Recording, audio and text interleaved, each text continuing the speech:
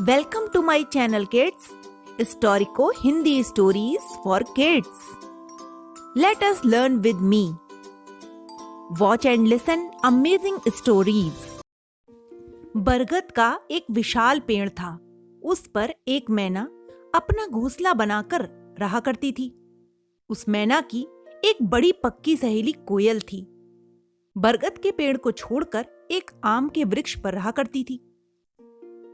दोनों सहेलियां साथ साथ काम करने निकलती, साथ साथ अपने बच्चों के लिए कपड़े बुनती थीं.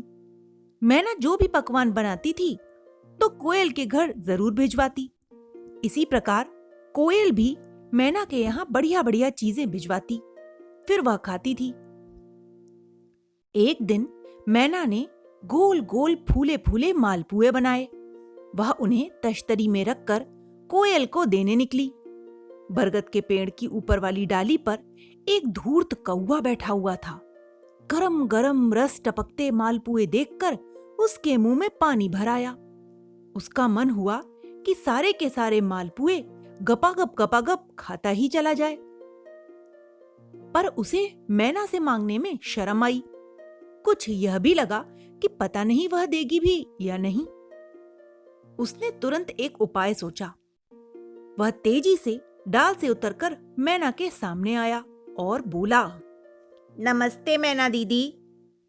कौवा पूछने लगा, इतनी सुबह सुबह कहाँ चली दीदी? बस जरा कोयल के घर जा रही हूँ, मैना ने कहा.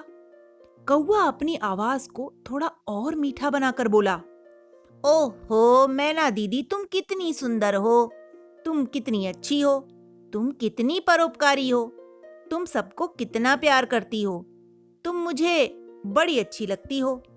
मैं तुम्हारी कुछ सेवा कर पाऊं तो मुझे बड़ी प्रसन्नता होगी. मैना अपनी तारीफ सुनकर प्रसन्न होने लगी. कौवा उसके चेहरे को बड़े ध्यान से देख रहा था. वह समझ गया था कि उसकी बातें मैना पर असर डाल रही हैं. कौवा आगे कहने लगा, दीदी तुम क्यों कष्ट करती हो, लाओ मैं ही इन्हें दे आऊं, मैं इस समय खाली हूं. मैना कौवों की बातों में आ गई. उसे जल्दी भी थी, घर जाकर बच्चों को नहलाना था. उसने तश्तरी कौवे को पकड़ा दी और खुद घर के अंदर घुस गई. कौवा मालपुए लेकर फुर्ती से नीम के पेड़ पर जा बैठा, जहां उसने जी भर कर मालपुए खाए. उसका पेट भर गया, पर स्वाद ही स्वाद में वह खाता ही गया. तश्तरी में निकल रहा रस भी उसने चाट चाट कर खाया. फिर तश्तरी पेड़ के नीचे फेंक दी.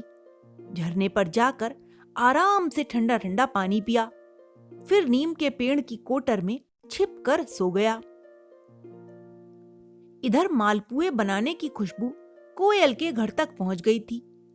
बड़ी देर से इंतजार कर रही कि कब मैना मालपुए भिजवाए और कब वह बच्चों को खिलाए. पुओं की खुशबू सूंघकर उसके बच्चों ने खाना भी नहीं खाया था. कोयल इंतजार करती रही कि पुए अब आएं, पर ऐसे ही शाम बीत चली. न मैना खुद आई और ना ही उसने पुए भिजवाए. उसे बड़ा गुस्सा आया. वह सोचने लगी कि अब मैं कभी भी मैना के यहाँ पकवान नहीं भिजवाया करूंगी.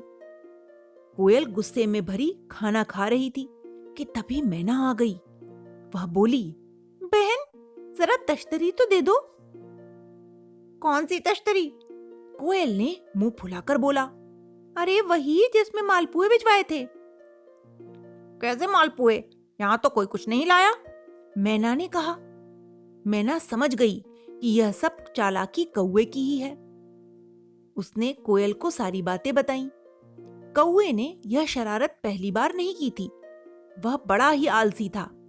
काम तो कुछ करता नहीं था, दूसरों को धोखा देकर उनकी चापलूसी करके उनसे कुछ न कुछ हड़प लिया करता था. मुर्गी, तोता, बत्तख, चिड़िया, बकरी, कुत्ता आदि सभी पशु पक्षी उससे तंग आ गए थे. मैना और कोयल ने तय किया कि आज तो कौवे को दंड देना ही चाहिए, जिससे कि आगे वह किसी को भी धोखा न दे सके. मैना और कोयल दोनों कौवों को ढूंढती हुई निकल पड़ी. मैना की निगाह नीम के पेड़ के नीचे पड़ी तश्तरी पर गई. उसने सोचा कौवा भी इसके आसपास ही कहीं होना चाहिए। दोनों सहेलियों ने मिलकर नीम के सारे पेड़ को छान मारा। आखिर एक कोटर में कौवा मिल ही गया। वह सो रहा था। उसने इतना खा रखा था कि उसका पेट आगे को फूल गया था। कोयल ने अपनी चोंच उसमें गड़ाई। कौवा हड़बड़ाकर उठ बैठा। जैसे ही वह कोटर से निकलकर भाग रहा था कि एक नुकीली डाल उसकी आंख में अंदर तक घुसती चली गई।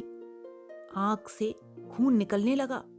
मैना दौड़कर नीतू लोमड़ी के पास गई और उसे बुलाकर लाई। डॉक्टर नीतू ने उसमें दवाई लगाई, पट्टी बांधी, पर कौवे की आंख ठीक हो ही न पाई। आज तक वह एक ही पुतली से काम चला रहा है।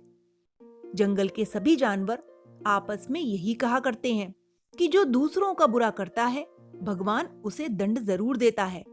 भगवान के यहाँ न्याय में देर हो सकती है, लेकिन अंधेर नहीं। कौवे को अपनी करनी का फल ही मिला है। सदाचारी तथा दूसरों का भला करने वाला व्यक्ति ही सुख संतोष से रहता है। उसी को भगवान भी प्यार करते हैं।